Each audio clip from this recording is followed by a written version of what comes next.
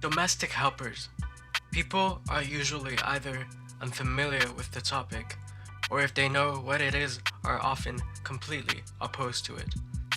But it is quite commonplace in some Asian or Middle Eastern countries, such as Hong Kong, Singapore, or even Saudi Arabia.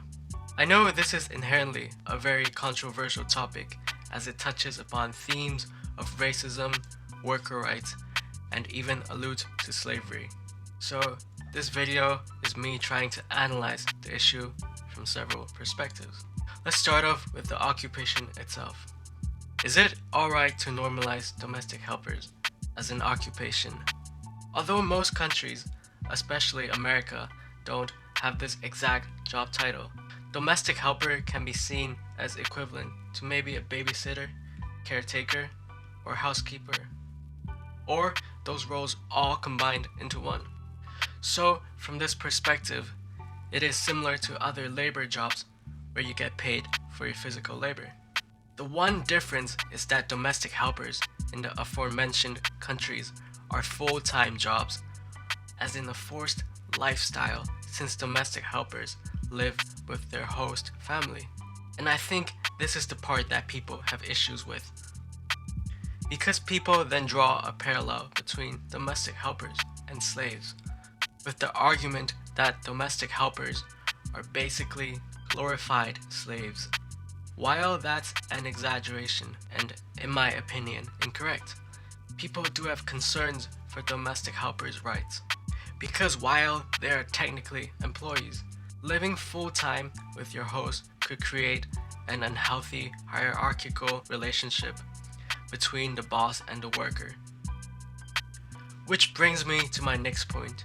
The reality right now is most domestic helpers are of Southeast Asian descent, with the majority from Indonesia and Philippines. It wouldn't be a problem if humans weren't so racially aware, or just plain racist. In Hong Kong especially, part of the reason people want to have lighter skin, other than admiration for European beauty standards, is wanting to not be associated with the darker skinned Southeast Asians. It is a very ugly reality. The blatant racism that has plagued Hong Kong and maybe other countries due to the influx of domestic helpers is something that is ingrained in culturally uneducated and unaware folks. One interesting fact that I found is Philippines actually holds the most titles for the Miss Universe beauty pageant contest. So, subjectively speaking, I think many Filipinos are absolutely stunning, but in Hong Kong, in conversations with locals, if you say that someone looks Filipino, it most likely comes off like an insult. Well then, why don't people do something about this? Well, what can be done about the situation? If you ban domestic helpers as an occupation, it would actually just hurt everyone. Families would lose an integral part of their ecosystem, whereas migrant workers would lose their jobs. Especially in Hong Kong, with standard of living so high, families often need to have a domestic helper to sustain their lifestyle as they work full-time. I have previously spoken to some well-off families who advocate for domestic workers' rights. One of them, I remember, suggested that we should raise their wages to be on par with minimum wage. Whoa, you must be thinking, domestic helpers are getting paid below minimum wage. The justification for it is that they are living rent-free, which in Hong Kong is by far one of the most expensive parts of your living, as well as having your food provided to you.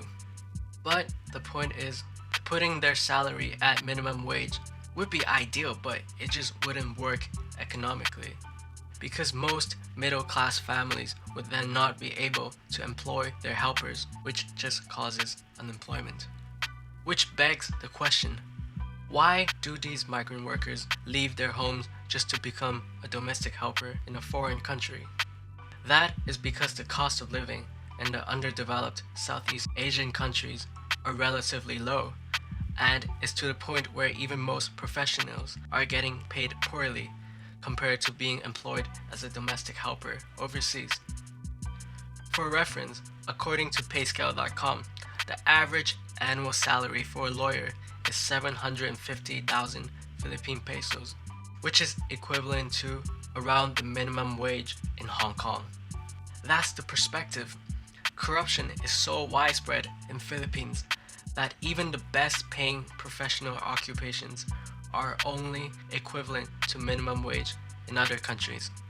That's for another video.